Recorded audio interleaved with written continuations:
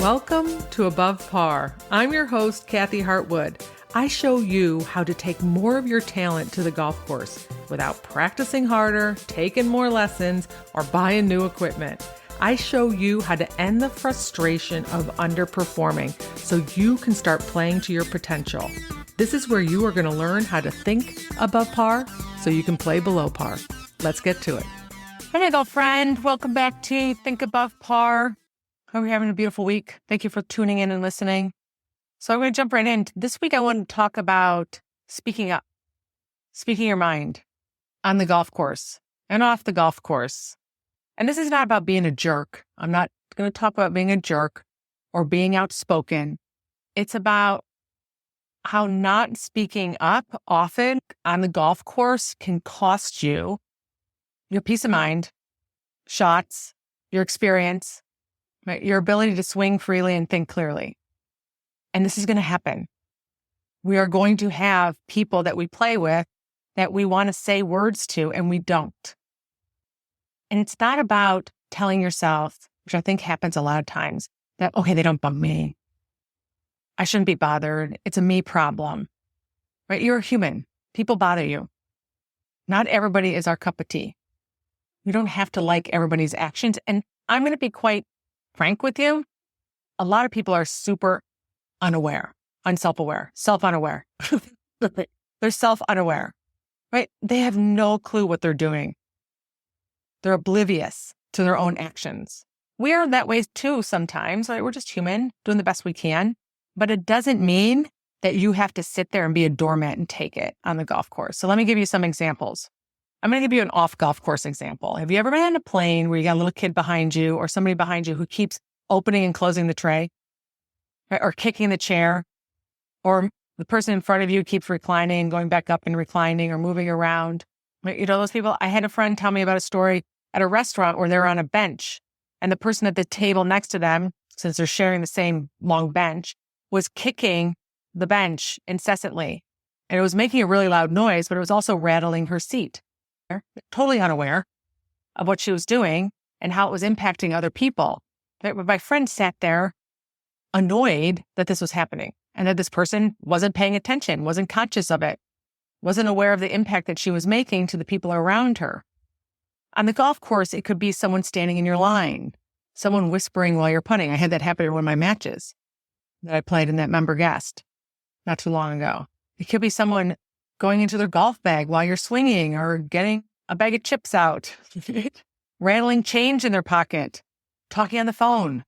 There could be an endless list of things that people can do that you might not speak up about. The biggest one on the golf course is how many times has someone stood where you had not wanted them to stand and you have not spoken? You did not say anything. I've done this a lot. But this is what it costs you. Just like on the airplane or just like in the restaurant with someone kicking the bench, what happens is your focus and your attention goes on that person. It's not on your golf game anymore. You are waiting and anticipating for it to happen again. You can't be present and you can't be focused.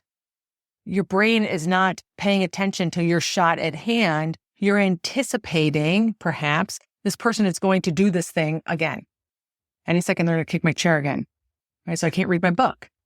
I can't relax, or I can't fall asleep. At the restaurant, they're going to kick the bench, and I can't talk because I'm so annoyed that this person keeps kicking the bench. I'm trying to give them looks and let them know that it's bothering me, but they're not getting it. Now I'm even more annoyed. And the golf course, it's like, are you kidding me? They're standing there again? Are they that oblivious? And you're standing over the putt thinking they can't be this oblivious. They're standing right in my line. Why aren't they moving? You are not thinking about that putt. The chances of you making that putt go dramatically down. If you are irritated, you are not calm, certain, or confident.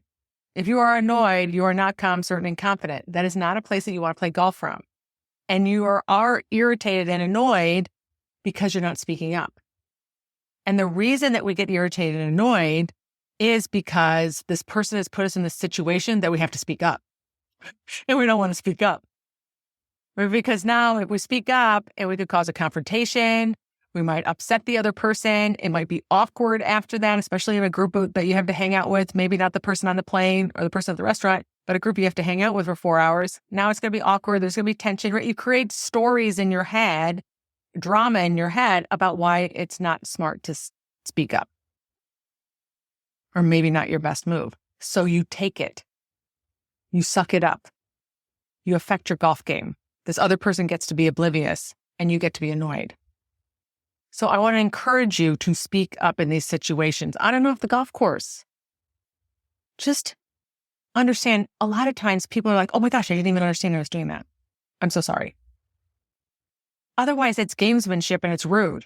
And you get to speak up for either reason. So speak up sooner than later. Don't wait 4 holes. When I was playing the member guest up in Wisconsin with Nikki, 2 holes. These guys were whispering behind me while I was putting. And I said to her, oh my gosh, you've got to be kidding me. Do they not know that they're talking while I'm putting? And I thought, oh, maybe it's deliberate. I'm going to see if it happens on the next hole. Now, I gave a look. I turned around. I stepped away from the ball. But I said, the next hole, I'm going to say something if they do it. And they didn't do it. So maybe the look worked. I don't know. But 2 holes. I wasn't going to go 3. It was 1 too many. It was 1 putt too many. So speak up for your future self. Speak up for the person who has to play the rest of the round. You're speaking up for your future game, your score. There's so many things that are impacted by not speaking up. Your confidence, your happiness, how you get to feel while you're out there playing golf. Your experience matters too, not just that other person. But every time, if you go out there and play golf and you're not hitting from calm, certain, and confident, I want you to know why. And if it's because I was irritated at the people in my group, because I wasn't speaking up, because I was scared, because I didn't want to have a confrontation, because I didn't want to hurt their feelings, you're hurting yourself. You're hurting your confidence. You might be hurting your golf game. Because if you're swinging from irritated, you are not making your best swings. So you're not going to produce your best results. And now you have to put in extra energy to build your confidence back up, to manage your mind around the golf course for the rest of the round. Your future self wants you to speak up. And just get really curious on why that's hard. Just ask yourself, why is it so hard for me to say something to this person right now? What am I worried about? What am I worrying about what they're thinking? Why do you care?